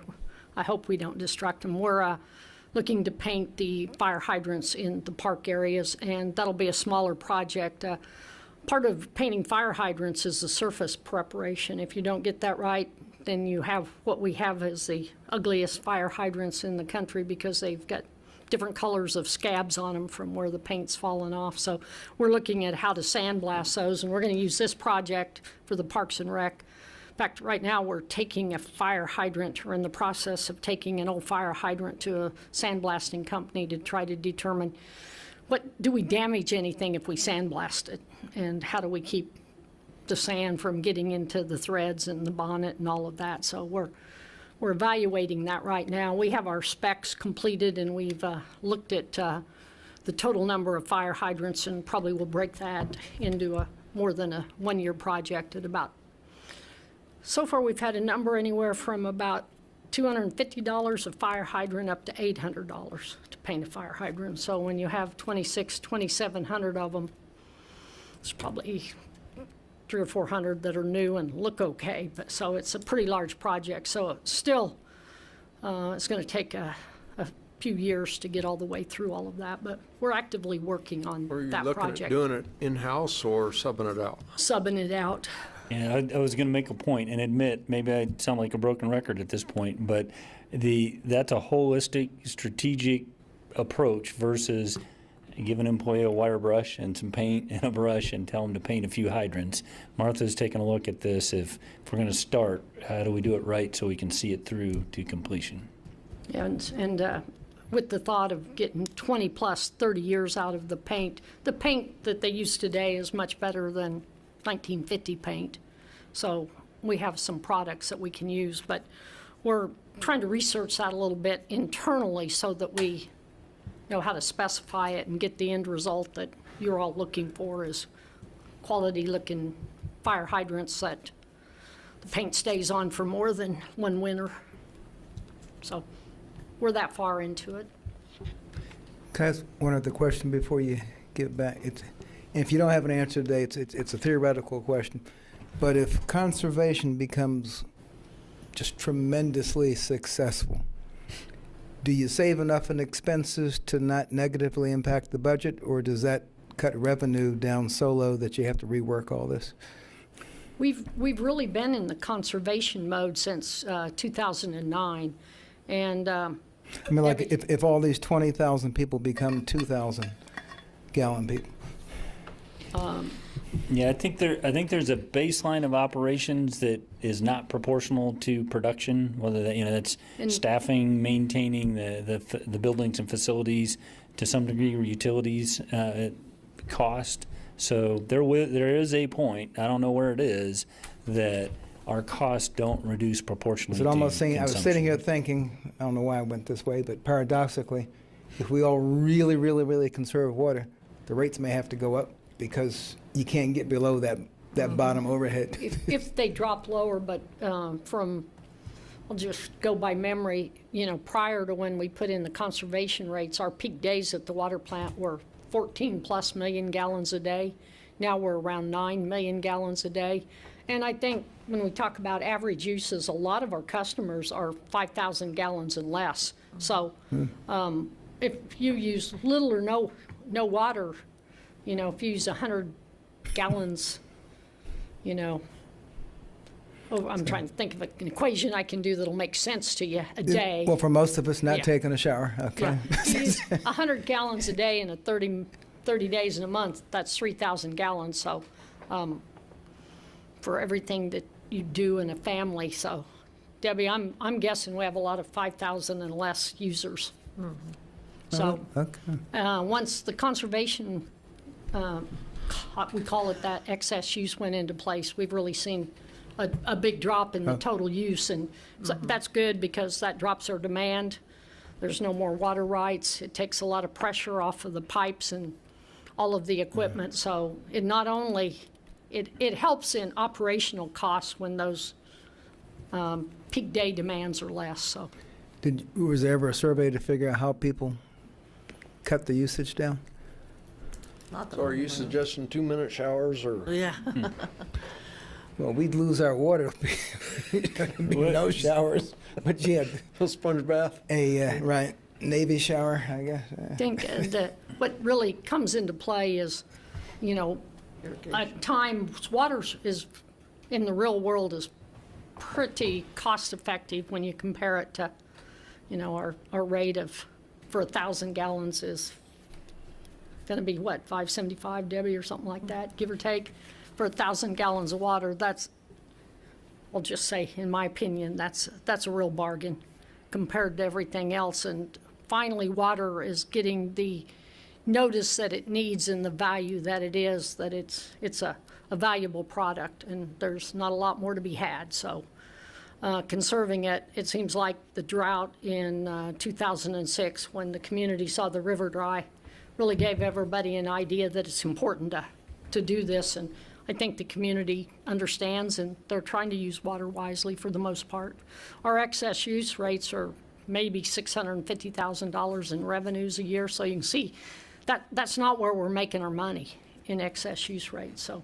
And while we're on the topic, you might as well recap what we did coming out of that drought study to secure our water supply sources. So the first work that we did was at the downtown water plant to increase the well capacity from the downtown well field, and that work's done.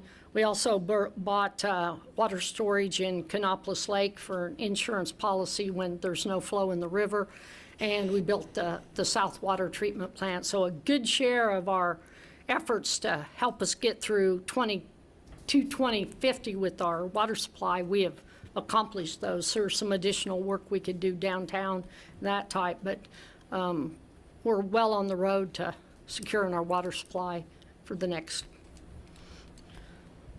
almost 3 decades. So that's pretty impressive compared to what other communities are doing right now. So Is the Canopolis elevation staying up? it's holding its own. That's about all I can say. It's slightly dropping, but until it gets down to the conservation pool of the 63 elevation, they have to let water out of the lake through the gate to match up to their 50 for the summer months.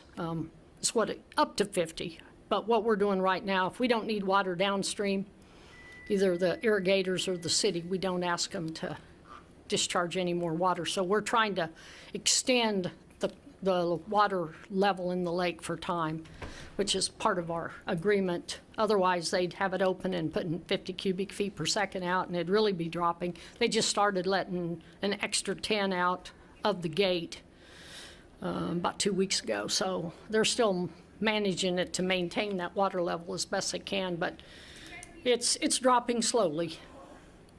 Well, it's not Lake Cheney, and that's what, I watched that down in Wichita, and that's Yeah, low. they just cannot get a rain. At least we got a couple of feet of water in the lake, but they have not had any luck and that's So- Wichita's supply. Yeah. What do you attribute the reduction in consumption to? More efficient appliances and shower heads, or Well, people just actually being conscientious? I think they're being conscientious, and the other side of that, like some of the industries, I make the comment that now they realize water is just as valuable as pepperonis. So a lot of our industries put in conservation plans to get to the single tier rate, so that helps us. And when you have to pay for that additional water, it makes you think more about it than if it costs less for every gallon you use, that seems like a good deal. But if you got to pay more, then I think you think more about it. But I think the community But they really don't think anything about paying $3 for that. don't bring that topic up, okay? But really, I think the community caught on in 2006 when they seen the situation, and they help us a lot.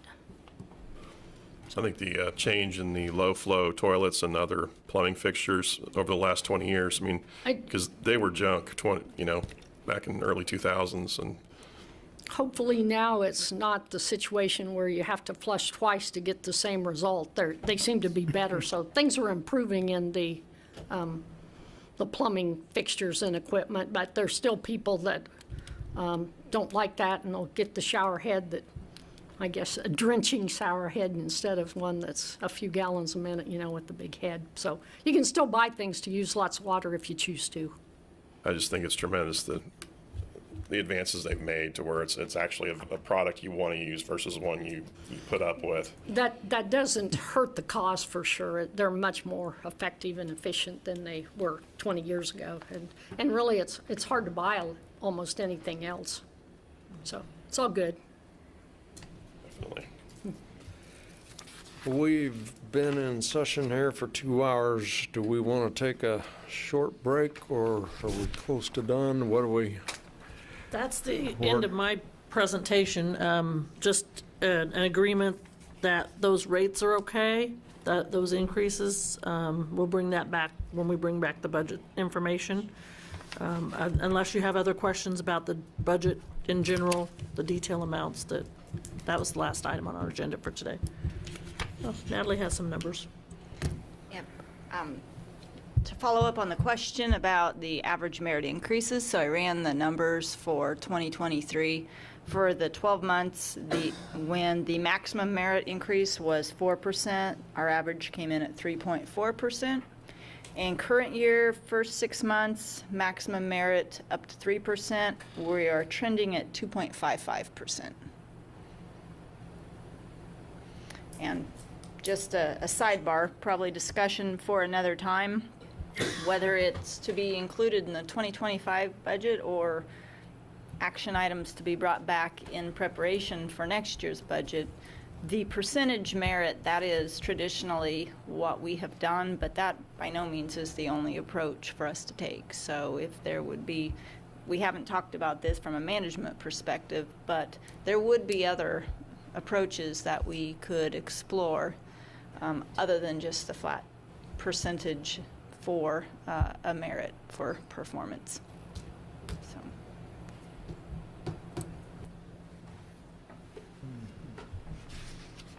Any other questions or comments?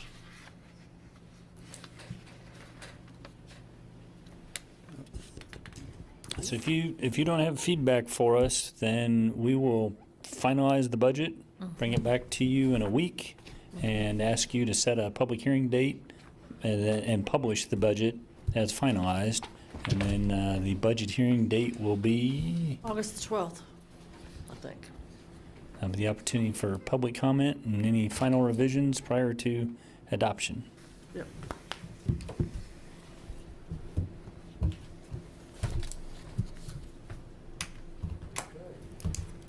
We have to adjourn out of this? No, we don't have to adjourn. We're not up against the clock today. All right. So I guess if that's all we have, we will see you a week from today. Yep. Okay. All righty. Thank you, commissioners.